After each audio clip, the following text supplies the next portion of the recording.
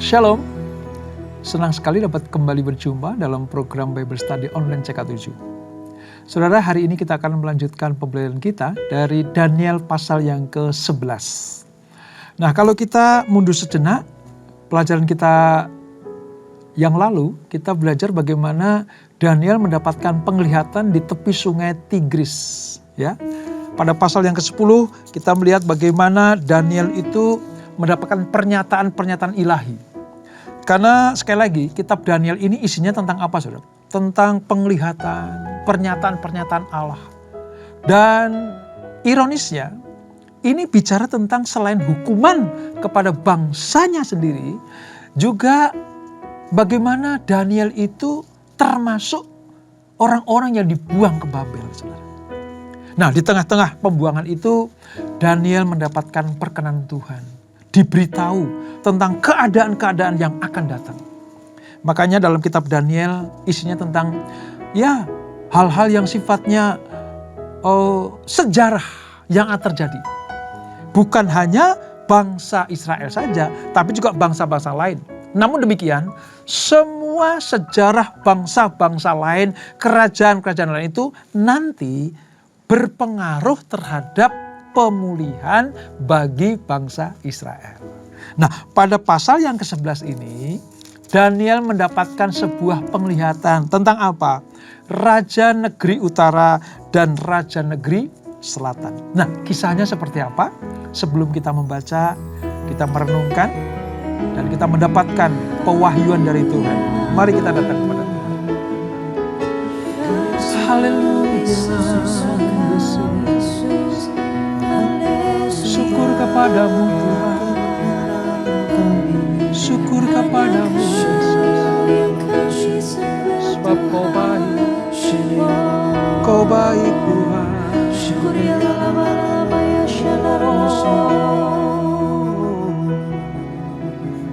Terima kasih Tuhan, terima kasih Yesus. Yesus, Kau kebenaran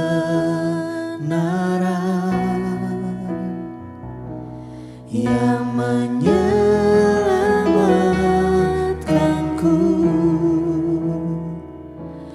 Kau memberikanku hidup dan pengharapan.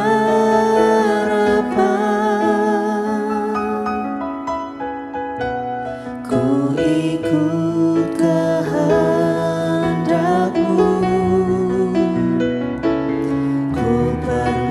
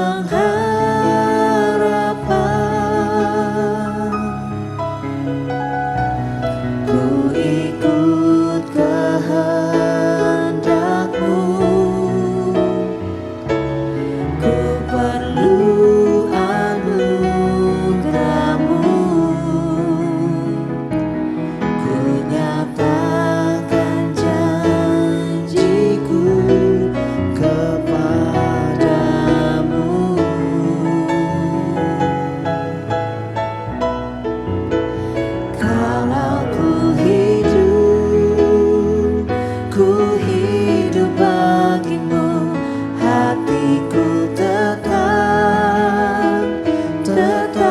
menyembahmu. Dunia tak bisa menjauhkanku dari kasih-Mu.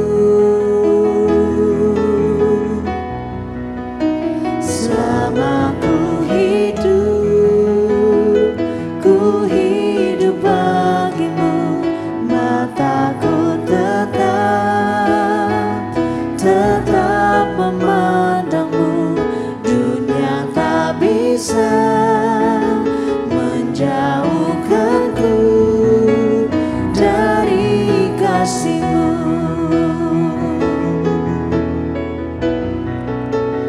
Kalau ku hidup bagimu, hatiku tetap menyembahmu. Dunia tak bisa menjauhkanku dari kasih-Mu. Selama ku hidup bagimu, mataku tetap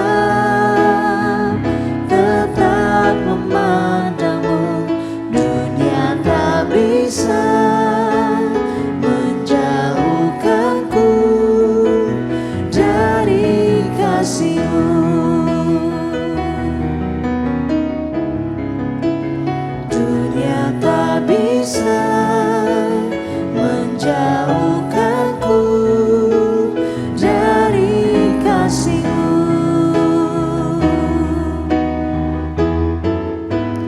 Dunia tak bisa menjauhkanku dari kasih-Mu.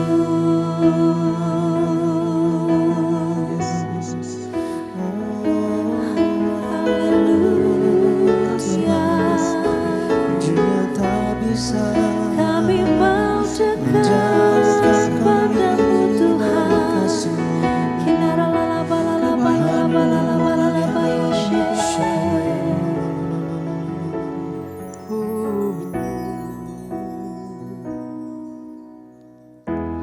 Engkaulah kekuatanku, Engkaulah kemuliaanku, Engkaulah segalanya. Engkau permata yang indah, takkan pernah ku lepaskan. Engkaulah segalanya.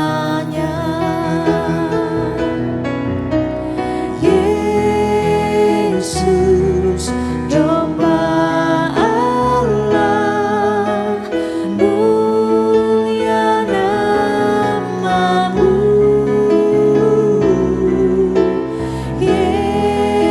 Yesus, domba Allah, mulia nama-Mu.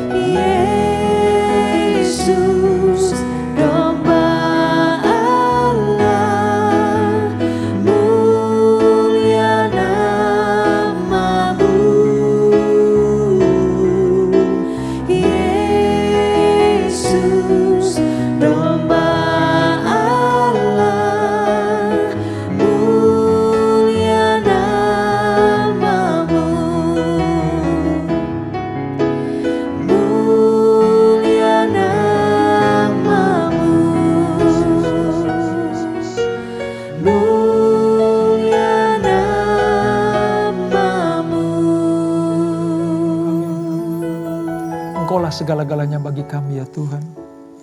Engkau permata yang tidak akan pernah kami lepaskan. Sebab Engkau segala-galanya bagi kami. Sekarang Engkau akan berfirman lewat renungan pelajaran firman Tuhan dalam Bible Study Online CK7 ini. Urapi kami Tuhan, jamah kami, supaya kami mengerti apa yang kami baca, kami pelajari dan kami renungkan, dan kami lakukan sesuai dengan kehendak-Mu. Urapi kami, dalam nama Yesus. Mari yang siap belajar firman Tuhan, sama-sama kita katakan amin. Saudara, kita akan membaca dari Daniel pasal yang ke-11. Alkitab kita Perjanjian Lama halaman sekitar 1408.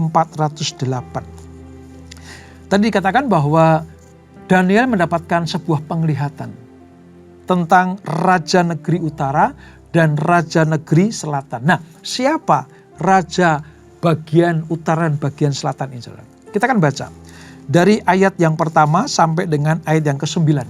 Demikian firman Tuhan. Aku pun dahulu pada tahun pertama pemerintahan Darius orang Media itu mendampinginya untuk menguatkan dan melindunginya. Oleh sebab itu, aku akan memberitahukan kepadamu kebenaran. Sesungguhnya 3 raja lagi akan muncul di negeri Persia. Dan yang keempat akan mendapat kekayaan lebih besar daripada mereka semuanya. Ketika ia telah menjadi kuat karena kekayaannya, ia akan menghasut semuanya untuk melawan kerajaan Yunani. Kemudian seorang raja yang gagah perkasa akan muncul dan memerintah dengan kekuasaan yang besar serta berbuat sekehendak hatinya. Tetapi baru saja ia muncul, kerajaannya akan pecah dan terbagi menurut keempat mata angin dari langit. Namun bukan kepada keturunannya dan tanpa kekuasaan seperti yang dimilikinya. Sebab kerajaannya akan runtuh dan menjadi milik orang-orang yang lain. Raja Negeri Selatan akan menjadi kuat. Tetapi salah seorang dari panglima-panglimanya akan menjadi lebih kuat daripadanya. Dan orang ini memerintah, lalu kekuasaannya akan menjadi kekuasaan yang sangat besar. Beberapa tahun kemudian, keduanya akan bersekutu. Putri Raja Negeri Selatan akan datang kepada Raja Negeri Utara untuk mengadakan persetujuan. Tetapi tidak berhasil. Juga keturunannya tidak dapat bertahan. Putri itu akan diserahkan.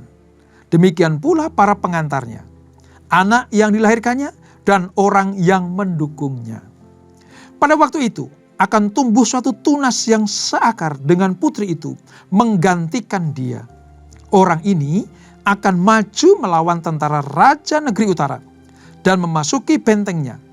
Ia akan bertindak melawan mereka dan berkuasa. Bahkan ilah-ilah dan patung-patung tuangan mereka serta barang-barang mereka yang berharga dari perak dan emas akan diangkutnya sebagai jarahan ke Mesir. Selama beberapa tahun ia akan berhenti berperang melawan Raja Negeri Utara. Kemudian raja ini akan memasuki kerajaan negeri selatan, tetapi akan kembali ke negerinya sendiri. Nah saudara, sepintas kita melihat bagaimana situasi keadaan di luar Babel. Karena akan muncul raja-raja yang akan membuat sejarah di dalam kehidupan umat manusia. Namun demikian, kita perlu catat saudara, bahwa semua yang terjadi di seluruh muka bumi ini, pada konteks kitab Daniel ini, nanti akan bermuara kepada peristiwa bagaimana Tuhan yang akan melepaskan bangsa Israel, khususnya kerajaan selatan Yehuda, dari cengkeraman Babel untuk kembali ke Yerusalem. Jadi artinya begini, semua carut marut keadaan ini, semua raja yang tumbang, raja yang muncul, ya kerajaan di luar sana, di luar Israel, muaranya nanti kepada Yerusalem. Karena ini memang sebuah pernyataan Tuhan yang didapat oleh Daniel, disampaikan kepada bangsa pilihan, yaitu umat Allah yang sedang ada di pembuangan. juga disampaikan kepada pemimpin di mana Daniel ada pada waktu itu. Entah kepada Nebukadnezar atau kepada Darius, Raja Persia. Nah, mari kita lihat saudara. Karena pergumulan akan pemulihan bangsanya, Daniel itu merupakan salah satu buangan, orang buangan Israel yang ada di Babel. Seangkatan dengan Sadrak, Mesak, Abednego. Ini orang-orang pilihan. Orang Israel pilihan yang diangkut, ditawan ke Babel. Nah, ketika Daniel melihat bagaimana sengsaranya bangsa yang sedang ditawan di Babel ini bangsanya sendiri, umat kepunyaan Allah.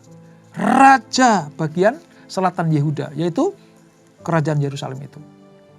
Daniel diberitahu mengenai apa yang akan terjadi pada masa mendatang. Nah ini saudara.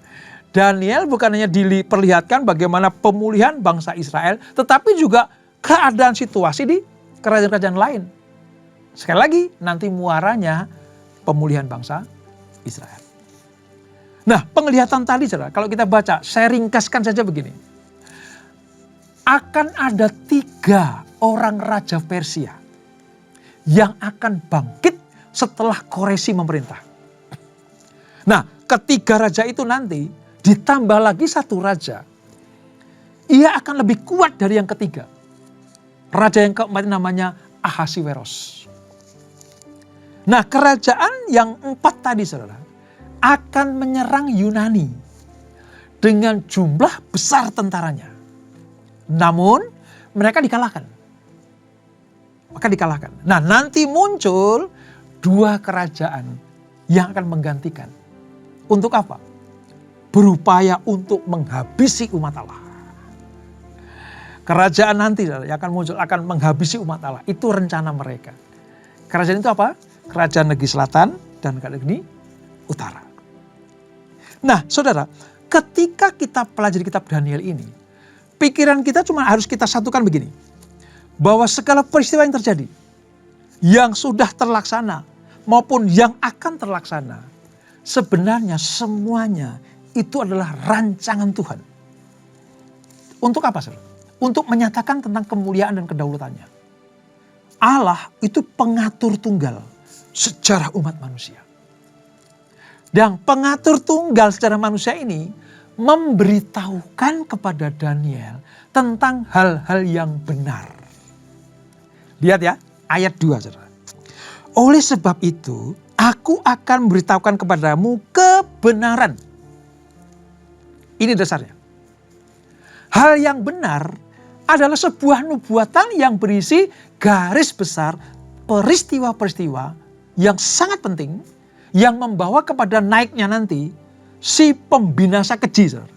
Namanya siapa? Antiochus Epiphanes.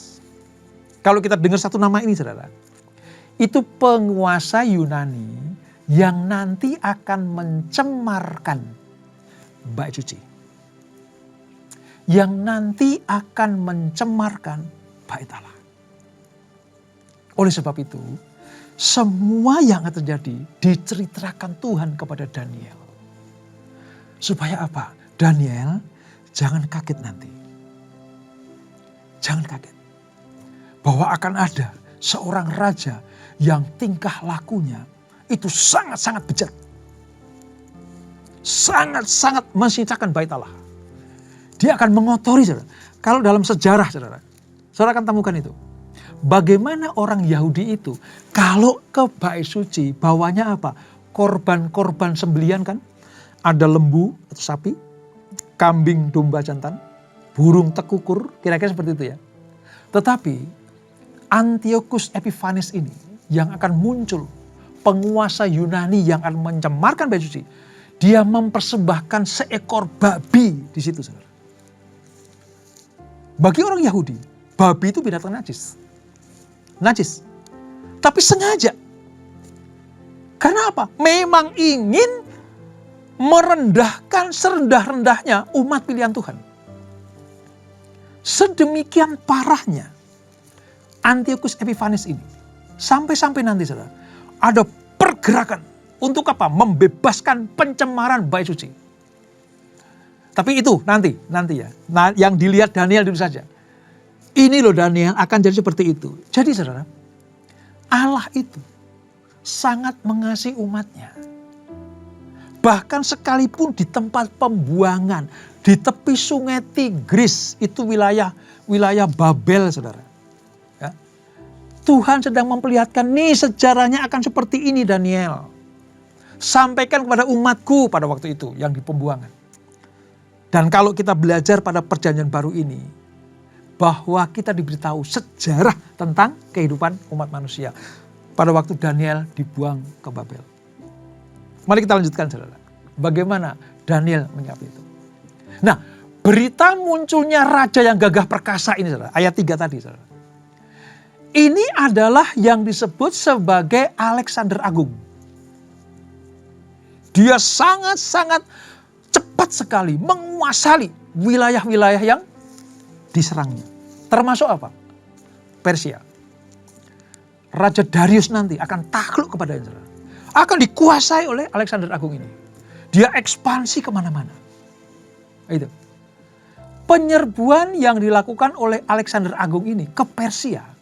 Itu merupakan balas dendam. Karena dulu Ahasiweros itu pernah menyerang rakyatnya. Lalu apa yang terjadi? Alexander Agung mampu menaklukkan dunia hanya dalam waktu 5 tahun. Bayangkan itu.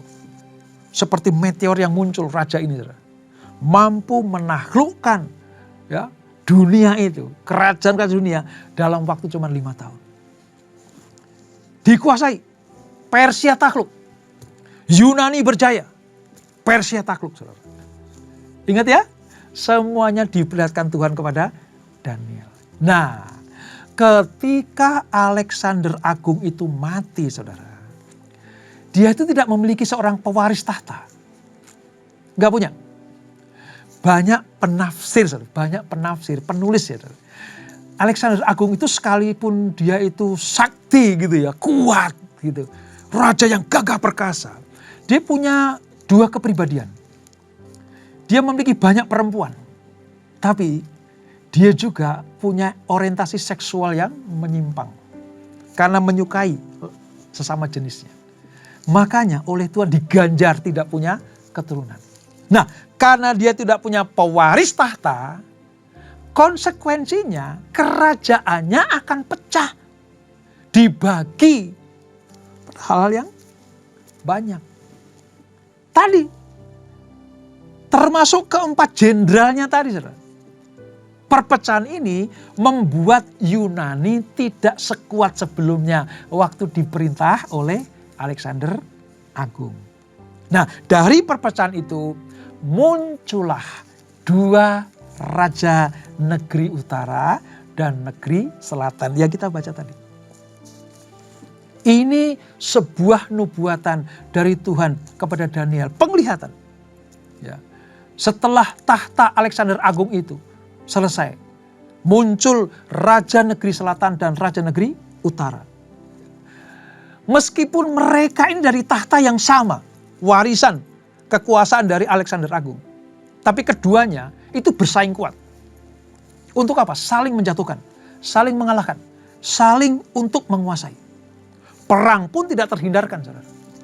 Ini berlangsung lama karena terjadi balas membalas. Nah, terjadinya perang antara negeri utara dan selatan ini mengakibatkan umat Allah ikut menjadi korban. Karena tanah perjanjian terletak di tengah-tengah kedua pusat kekuasaan. Di tempat pembuangan di Babel, Allah seolah-olah memutarkan film kepada Daniel. Lihat ini, suasana hiruk pikuknya kerajaan dunia ini. Mereka saling menjatuhkan, mereka saling menguasai, berebut tahta, berebut wilayah. Tapi akibatnya karena pusatnya itu di tanah perjanjian, yaitu Israel, Yerusalem, maka dampaknya akan terjadi. Saudara, mari kita tarik sedikit ke dalam kehidupan kita sehari-hari. Saudara tahu, semua kejadian dunia ini tidak lepas dari rencana Allah untuk anak-anak perjanjian. untuk orang-orang tebusan. Kita ini di dunia ini hanya sementara. Allah memperlihatkan bagaimana situasi dunia ini supaya kita tahu dan percaya bahwa Allah lah yang berkuasa atas segala-galanya. Bagaimana kerajaan ini muncul, lalu kerajaan yang satunya muncul lagi, mereka saling perang, mereka saling berebut kekuasaan. Muncul Epiphanes tadi ya, Antiochus Epiphanes yang jahatnya luar biasa, mengotori bait suci. Muncul lagi Alexander Agung, muncul kerajaan utara dan selatan.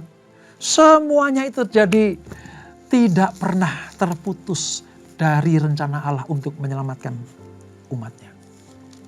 Karena dampak dari kesusahan, penderitaan, akibat perebutan kekuasaan di pusat pemerintahan Yerusalem tadi, Tuhan sedang memperlihatkan begini. Nanti suatu saat mereka akan tumbang semuanya. Satu-satunya raja yang akan muncul, raja di atas gelar raja, yaitu Tuhan Yesus Kristus. Semua lutut akan bertelut, lidah akan mengaku, mata akan melihat.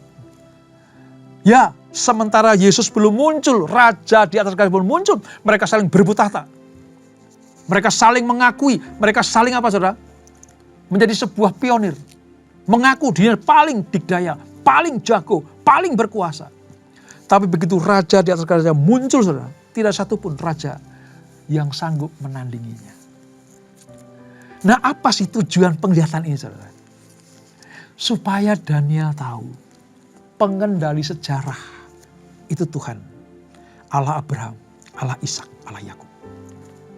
Yang dalam perjanjian baru kita kenal sebagai Tuhan Yesus Kristus. Itu pengendali sejarah. Semua seluk-beluk dunia ini, semua yang terjadi di dunia ini, besar atau kecil, pengaruhnya besar atau kecil, sempit atau lebar, Allah yang mengendalikan. Itu yang pertama.